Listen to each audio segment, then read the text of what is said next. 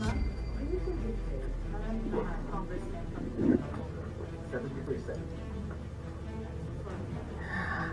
Ah, do I feel betrayed? Actually, ma'am, wala akong feelings.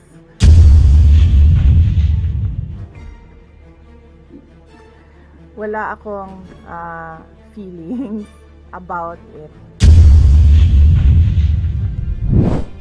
Sa mga nakaraang araw, marami ang humihingi ng reaksyon, komento, o damdamin.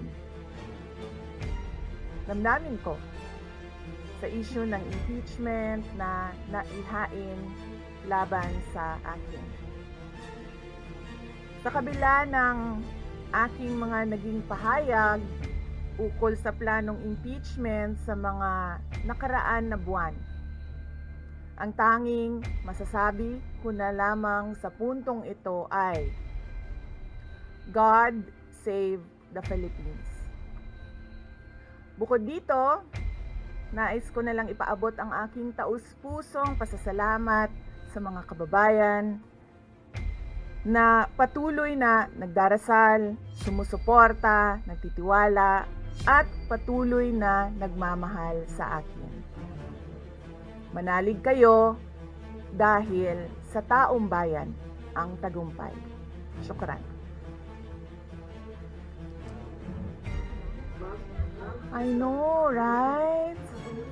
Braille. 3 questions, no follow-up. Okay.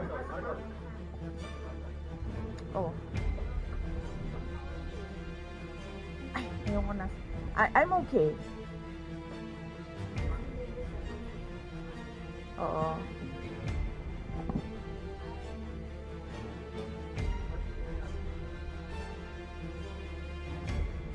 Sabi kasi, hindi ito lang daw basahin ko.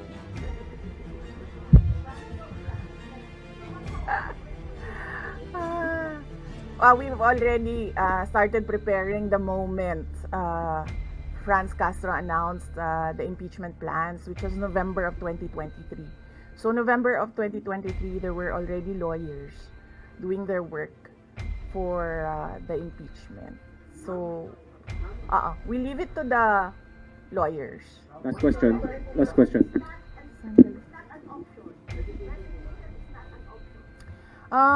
Wala pa tayo doon, ma'am. Na masyado pang malayo yung mga ganyan na mga bagay. Nandun pa lang tayo sa pagbabasa ng. Actually, ma'am, wala pa tayo doon dahil yung mga abogado lang yung nagtatrabaho. Hindi ko talaga alam kung anong ginagawa nila. But I have a meeting with them. Last question, please. Fred. I do not want to answer that question. Next. I do not want to answer that question. Yes, ma'am.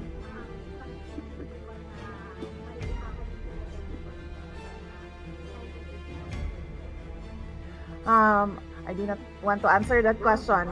Last question.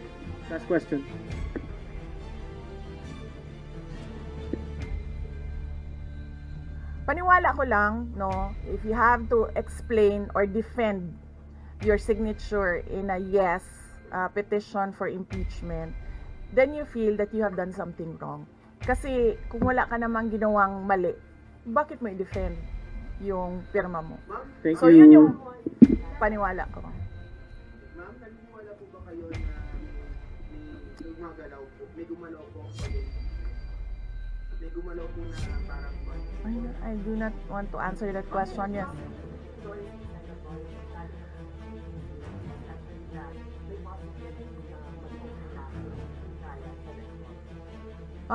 Hindi pa namin napapag-usapan kung ano yung gagawin ko for the upcoming campaign and election.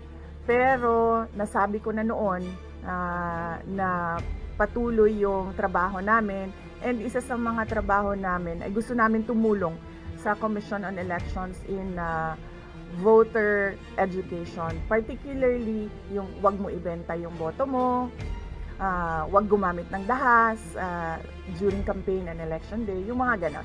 Ma'am, payo niyo lang po sa ating mga kababayan na nangyayari po ngayon sa ating bansa.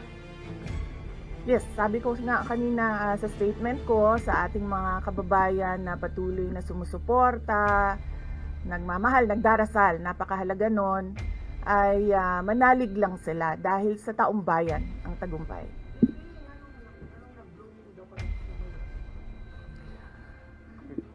Nanong na akadiri sa Manila na taga Davao man ka? Thank you, OVP Media. Yes sir.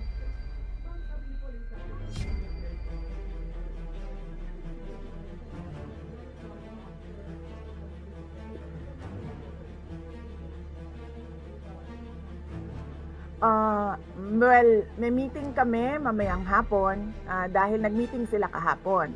Hindi ako sumali, so merong briefing, legal briefing mamaya ang mga lawyers. So I will know more this afternoon. Pakikita nyo na yan pagpasok nila ng kanilang entry of appearance.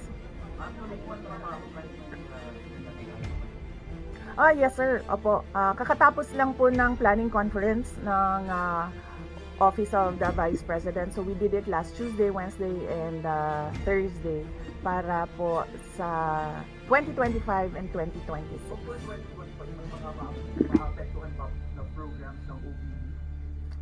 Yes, nag-announce na kami no na wala kaming wala kaming burial and medical assistance dahil tinanggal yung line na yon sa budget so hindi ka na pwede maglagay ng budget doon. Tutuloy siya.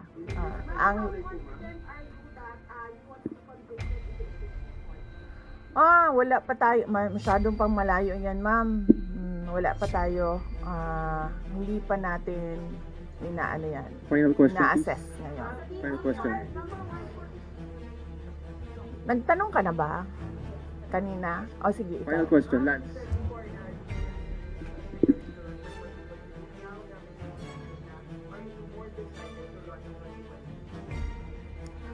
Okay. So, wala pa tayo dyan.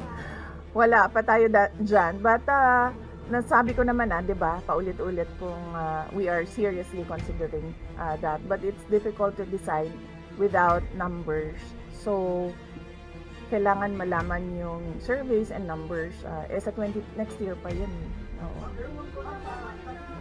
Sir, nagtanong ka na? Sir. Theodonius, Yes, sir. Ron.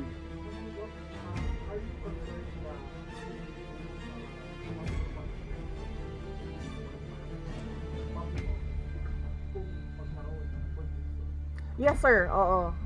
Alam ko po yung penalties ng impeachment.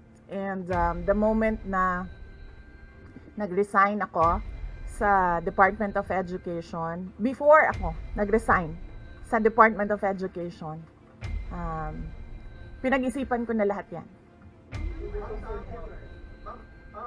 Sir. Masasabi ninyo na lalo pa kayong naiganyo na ituloy ang pagtakbo sa 2025 election? Nasagot ko na ata iyang kanina sa question ni sir na nakaitim. Sir.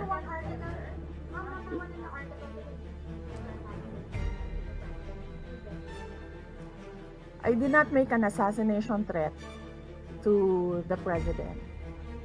Sila lang nagsasabi niyan. Sila lang nagsasabi may assassination. Sila nagsasabi may assassin, may gunman. Next, Puji DB. Not say that. Sola.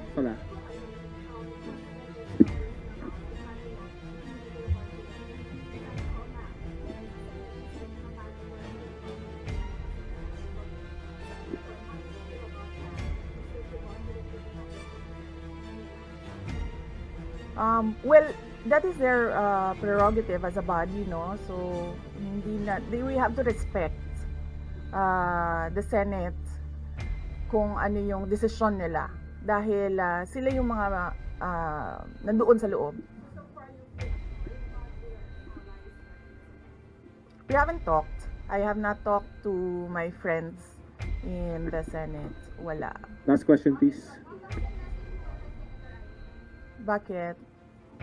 Sort of lang po ng impeachment po, ma'am. Sabi daw po niya, post ko impeachment daw po. Bakit kaya? Maybe we should ask. Maybe we should ask her first. Bakit niya i-block yung impeachment?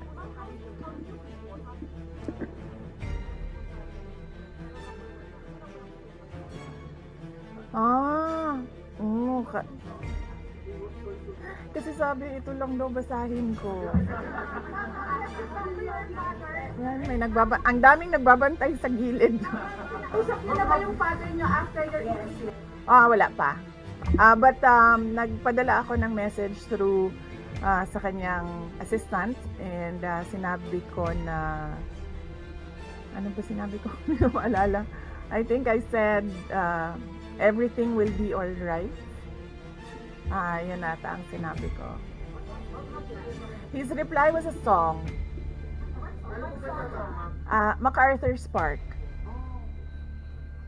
So, nagpadala siya ng video na kumakanta siya. Hindi ko pa nabasa, ma'am, yung complaint. But I understand lahat ng mga complaints na na-file sa House of Representatives, nabasa na ng mga lawyers.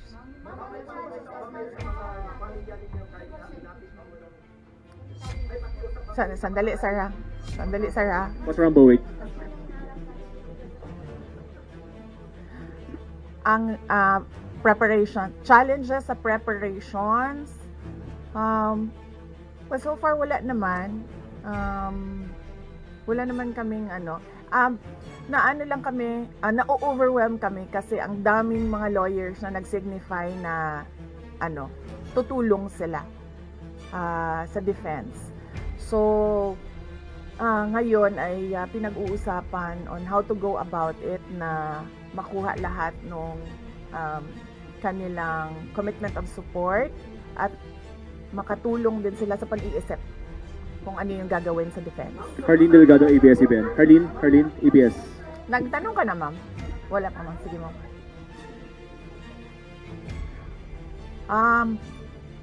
Sabihan ko na lang sila na mag-announce na sila kung gusto na nila mag-announce. Pero yung father niyo kasama pa rin? Kasi sabi niyo before, your father would be helping also. Well, he is welcome. He is a lawyer.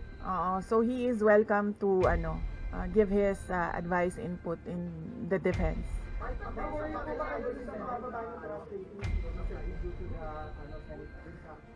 I will not answer that question. Yes, I'm sorry. Yes. Yes. So what happened was nag-indefinite leave siya, and then she was admitted to the hospital doon sa Davao City na hospital siya, and then discharge siya ng mga doctors with ulitin ko. Si Yusek Zulaika Lopez, nag-indefinite leave siya after nung sa veterans hospital admission niya. Umuwi siya Davao, and then na-hospitalize siya doon. And then sabi ng doctors niya, we will discharge you but you have to come back ngayon ata, February, for further tests. And then bumalik siya for 1 day dito. Noong January, bumalik siya for 1 day dito sa Office of the Vice President, and she said na mag-leave siya for 2 months. And then I said yes, take the time that you need for your health. And then after a week, bumalik siya. Noong January, after a week, bumalik siya dito, and then she said hindi ako mag-leave. So sabi ko, okay, welcome back. Meron bang pakikipag-usap sa ACT? Sila po yung nag-rally against para Hindi pa po kami nagkausap ng INC, sir, pero nagpapasalamat po ako sa INC at sa buong sambayanan sa kanilang pananawagan ng kapayapaan. Ma'am, kamusta po ang staff ng Nagtanong ka na, sir? Rapasin. Hindi ko masabi yan ngayon, sir. Wala pa kami dyan. Miss Iz. Nagtanong ka na, ma'am, wala pa. Miss Iz.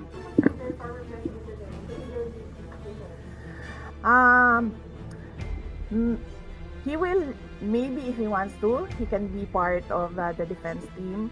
But because of his age and because of rigorous preparations in an impeachment case, baka sabihin ko sa kanya na wag na lang siyang mag-lead dahil medyo may edad na si former President Rodrigo Duterte. He's already 80 years old this year. Ano po sa contact ng OBP after the nagawa ko yung ano po naramdaman po nila na hindi mo i-impeach pa na? Ano po naramdaman ng staff ng OBP? Are they sad? Are they worried po ba na? Hindi ko alam nila, pinagtatawanan lang nila ako dito sa gilid kasi hindi daw ako sumunod. Sabi, basahin lang daw talaga ito. Ha? Okay. Kung pwede namang hindi, and I understand, pwede naman. Hindi na. Oo. Kasi baka ma-intimidate lang sila lahat sa presence ko doon.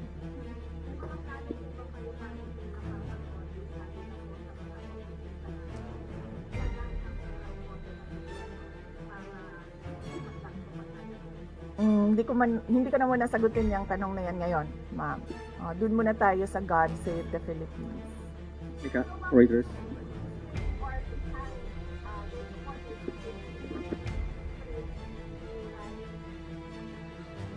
Sa panahon ngayon, ma'am, na sobrang mahal ng presyo ng mga bilihin, lalong-lalo na ng pagkain, sasabihin ko sa mga supporters sa taong bayan na unahin muna nila ang trabaho and negosyo nila kesa sa mag-rally sila sa mga daan. Dahil marami o lahat tayo breadwinners. So merong mga bata or merong mga kapamilya na nagdedepende sa atin.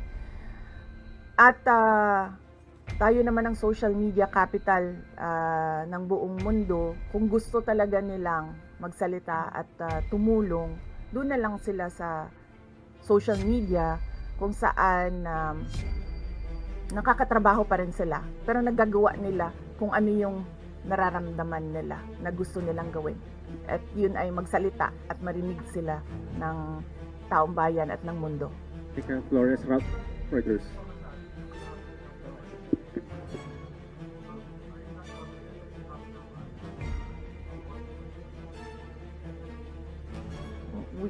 Hindi ko pa naisip yan, sir. I've not counted numbers of votes in the Senate, so we are not there yet. We are still, the legal team is still in the preparation of the defense and what we will do moving forward.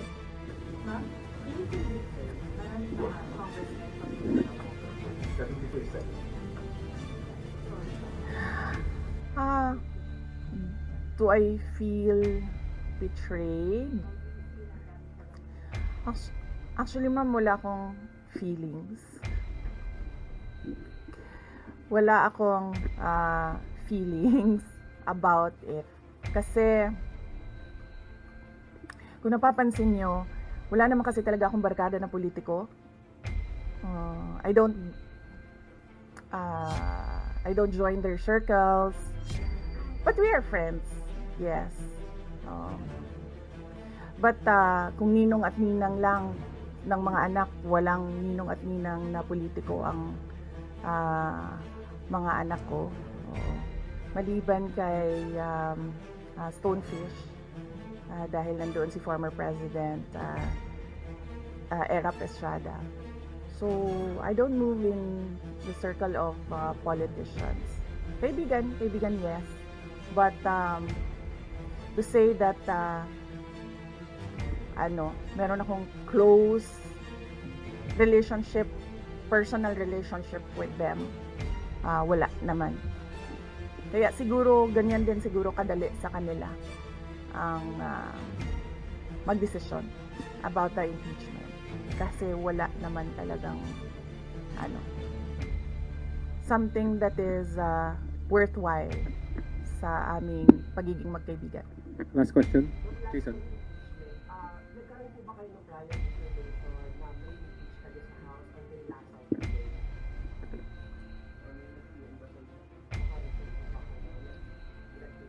Yes. Oo. Si JC. Si JC. Hindi siya natulog. Sabi ko sa kanya, matulog ka na, JC, kasi ang mangyayari ay mangyayari. Kaya sera-sera. Diba?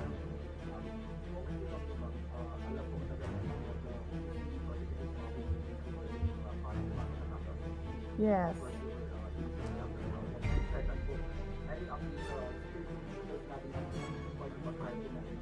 Okay, hindi ko nasasagutin yan, ha. Dun lang tayo sa God Save the Philippines. Okay.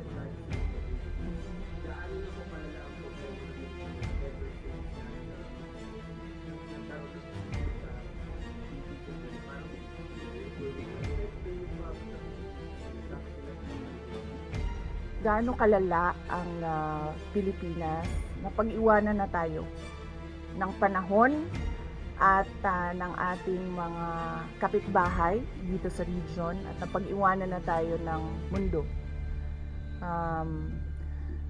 Malala siya since na nagkaroon ako ng understanding. Kasi 1990s, tapos 1990s magulo, well sa amin magulo sa Mindanao, and then ngayon nagbabadya ang gulo sa Mindanao, so parang wala namang nagbago. So malala, sobrang malala, dahil kung nakakausap mo yung mga tao na arawan yung kanilang sweldo, yung pera nila hindi na talaga sapat para sa pagkain, para sa kuryente, para sa bahay, para sa tubig, para sa pag-aaral ng kanilang mga anak.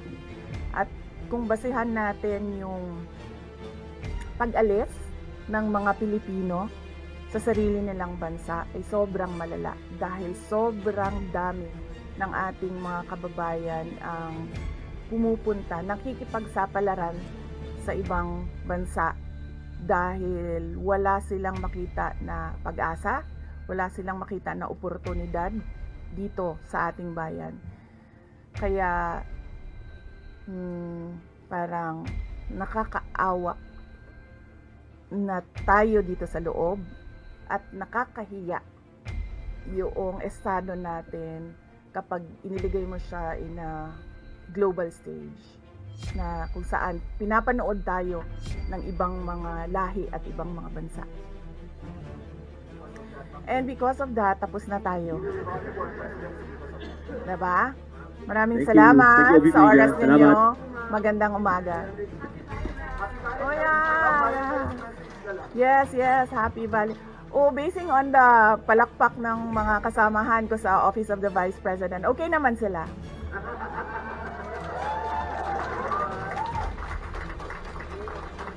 At mga Lenny supporters pa yan, ha. Tingnan mo, pero pumapalakpak sila sa akin. No, Valentine's? Yes, Valentine's. Alam nyo, mas masakit pa ang maiwanan ng boyfriend o girlfriend kesa ma-impeach ka ng House of Representatives.